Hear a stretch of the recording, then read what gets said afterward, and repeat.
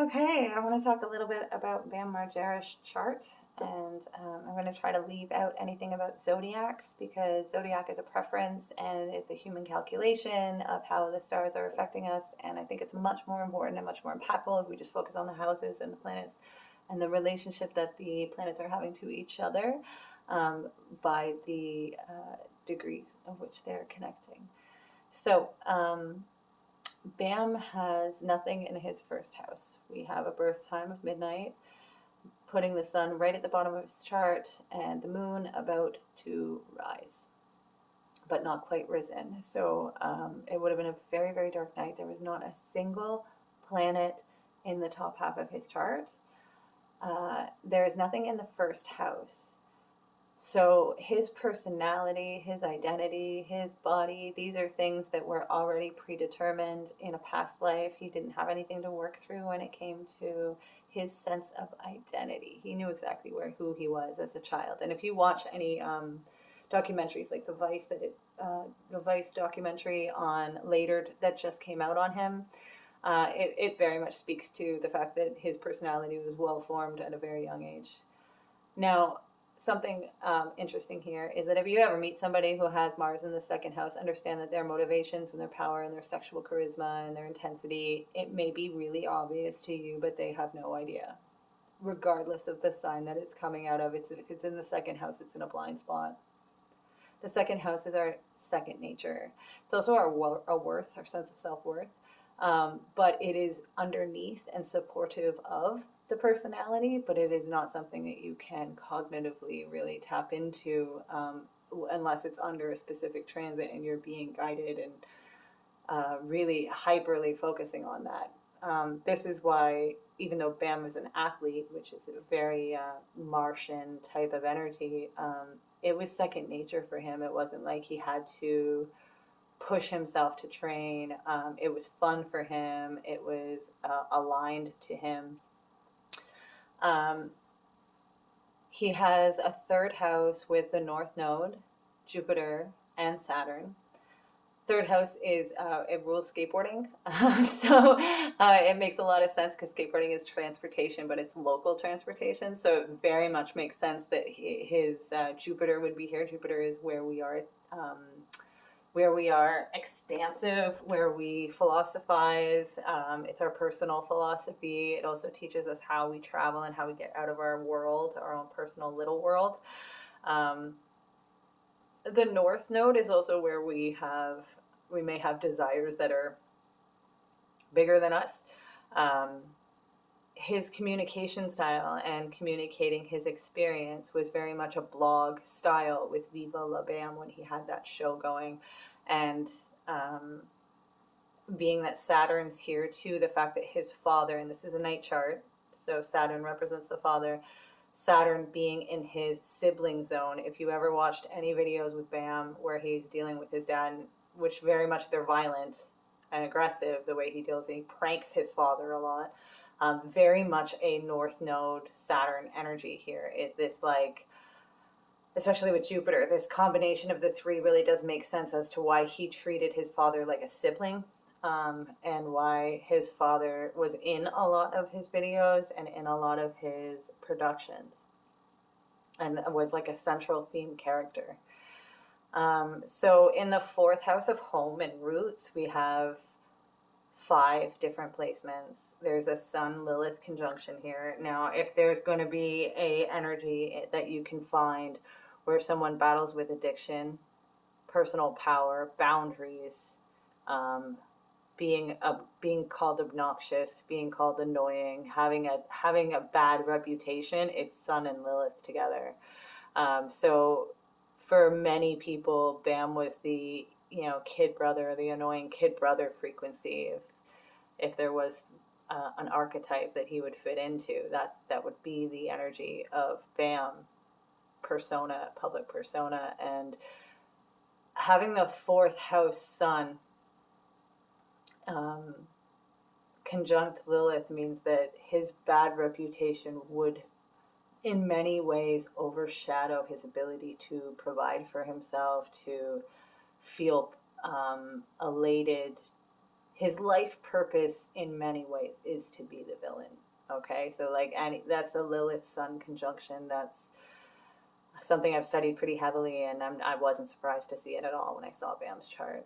Bam also has a generational alignment of Venus and Mercury with Pluto. This means that for his generation, the way that they had power, his generation specifically, the Gen X's, was to communicate in their own particular way. They controlled the .com industry, and the skateboarding industry came up a very guerrilla type. It was indie. They literally created that term, indie skateboarding, and the fisheye videos, and everything being very like, there's a word I'm not thinking of, but everything being very independently created without any big industry. Now, eventually, the big industry would take over, and MTV would buy out the major players in that. And like Tony Hawk would even get his own video game series, which would become a multi-billion-dollar thing. That being said, Bam and his roots. The fourth house is our roots. This is a past life experience for him. He has been the leader before. He has been the villain many, many times over. This Pluto Lilith energy, we're actually experiencing something of it right now. Pluto and Lilith are opposite in the sky right now. So the energy of Bam is very much being, and it's perfect timing for Vice to release their video essay on him. I should link that in the bottom. The way Bam relates to other people, Venus. The way Bam communicates about his life, Mercury. These are all how he gains power. Okay, so Viva La Bam wasn't really about him. It was about how he dealt with other people and what he would do to other people. It was prankings and these type of things. And then his skateboarding was about how he traveled, right? So again, Mercury is travel as well as communication, and Venus is how we relate to other people. Pluto being here shows that this was his power center. And it all being home videos, that's very fourth house. Like the home itself being recorded, Mercury in the fourth house, especially with Venus and Pluto here, it makes a lot of sense. He had Uranus in the fifth house, five signs from his ascendant. 5 constellations away is where we find pleasure, and for Bam, it will always be alone. When he's with other people, he would still feel very isolated. When he's being creative, he feels isolated. When he comes up with his most genius ideas, he is alone. There is not a huge sense of deep friendship. Now, he did have a best friend who died suddenly, Ryan Dunn.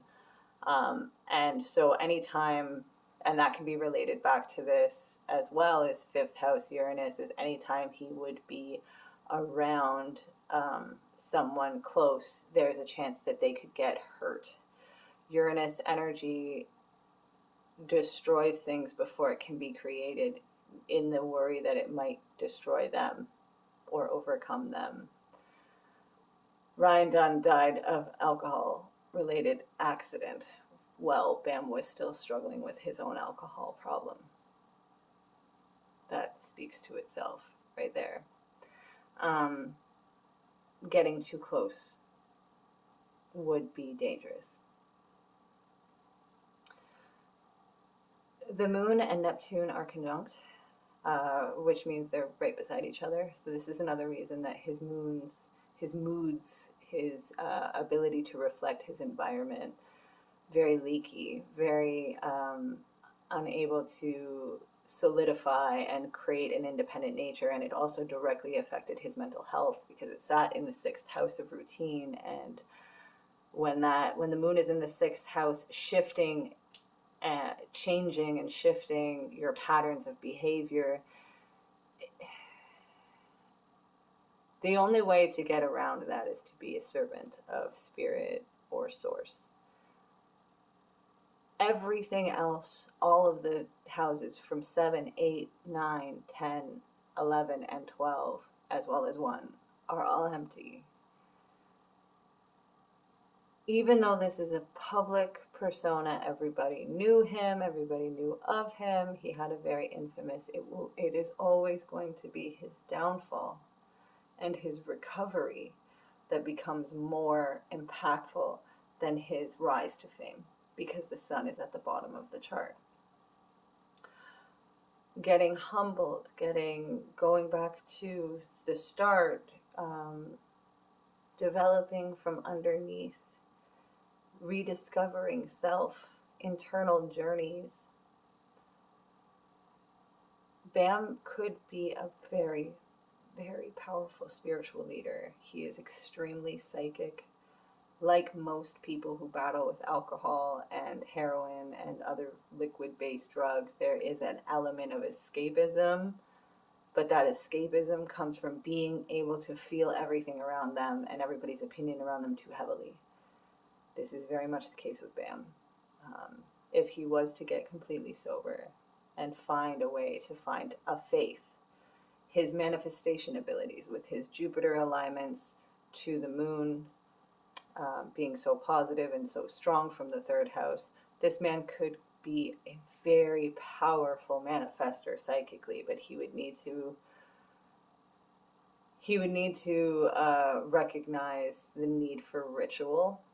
Sixth house is ritual and habits. He would need to have spiritual rituals on a regular basis to help him stay in alignment and stay away from alcohol. He would need to pray as often as he used to drink.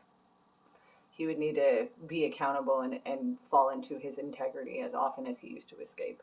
And with that, because third house Jupiter, sixth house moon, if he was able to incorporate that trine, his fame, his infamy would go from being someone people watched fall and destroy themselves to be someone people followed in a cult-like way. Now, I don't know if that's actually going to happen for Bam, because that's not what astrology does. Astrology doesn't pick the path for you. It shows you which one you can take.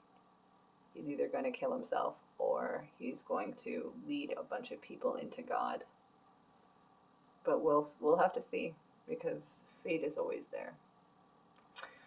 So this has been my rendition of Bam, and I hope any Gen Xers or millennials who see this find the answers they're looking for. And if you are looking to help discover how to flip your addictions and escapism into pure faith and manifestation, I'm your girl.